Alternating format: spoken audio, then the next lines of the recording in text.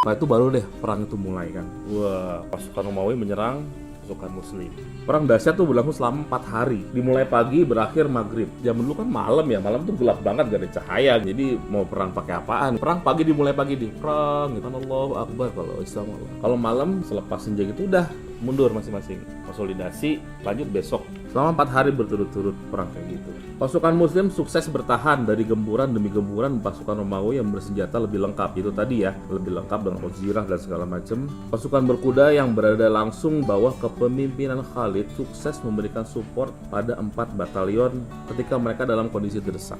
Jadi kan 4 baris Muslim sini menghadapi 4, mereka dibagi 4 juga, 4 batalion. Jadi pas ketemu gitu, bar gitu kan, kayak begini nih. Nah ini kan saling dorong-mendorong nih. Itu ada yang misalnya tercecer di sayap kiri, terdorong, ada tercecer di sayap kanan terdorong. Nah pasukan si Khalid ini begitu pas kedorong tuh dia akan support sini, hantam dari belakangnya, dan itu terbukti sukses bisa meredam pasukan Romawi pada saat itu. Kalau nggak ada gitu udah kelar deh, berantakan. Nah ada 2 hal menarik yang terjadi dalam perang Yarmuk ini.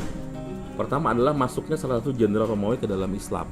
Jadi jenderal itu bilangnya mau ketemu sama Khalid. Pada saat ketemu Khalid nanya-nanya soal Islam pada waktu itu. Kalau saya masuk Islam sekarang terus mati, terus gimana dong? Apakah sama atau lebih utama daripada kalian yang sudah masuk Islam duluan? Kata Khalid, lebih utama. Loh kok bisa? Kan saya baru masuk sebentar nih. Ya karena Anda mencintai Islam, beriman tanpa pernah bertemu Rasulullah, tanpa melihat mukjizat Rasulullah. Sementara kami kan sudah masuk, kami sudah melihat bagaimana Rasulullah. Ya wajar lah percaya. Nah Anda belum pernah melihat seperti itu, masuk, percaya, beriman.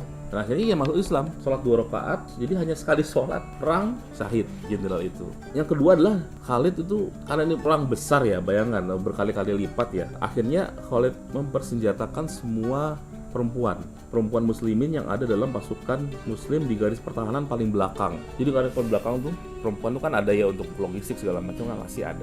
Jadi dikasih senjata semua sama Khalid untuk bertahan, untuk bantu serang sekaligus untuk menyerang orang Islam yang kabur. Jadi kalau ada muslim kabur takut itu disuruh sama mereka udah ditimpukin, diserang juga. Kamu pengecut gitu kan, balik sana perang jihad itu tugas mereka itu. Dan itu terbukti efektif. Jadi ada pasukan terdorong sampai ke belakang dan perempuan-perempuan muslimah itu ikut perang. Bawa senjata yuk ngelawan, dan terbukti ampuh menahan dorongan tekanan itu sampai tadi pasukan Khalid bisa sampai ke situ. Jadi jangan bilang perempuan cuma bisa gitu-gitu aja, luar biasa juga mereka ikut.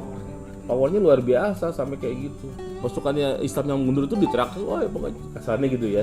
Ya jadi pertempuran selama 4 hari itu rupanya membuat pasukan Romawi capek, ya nggak sih? Fisik maupun mental. Mentalnya kenapa? Lah ini pasukan kecil, sedikit, tapi kok nggak bisa kayak down kan?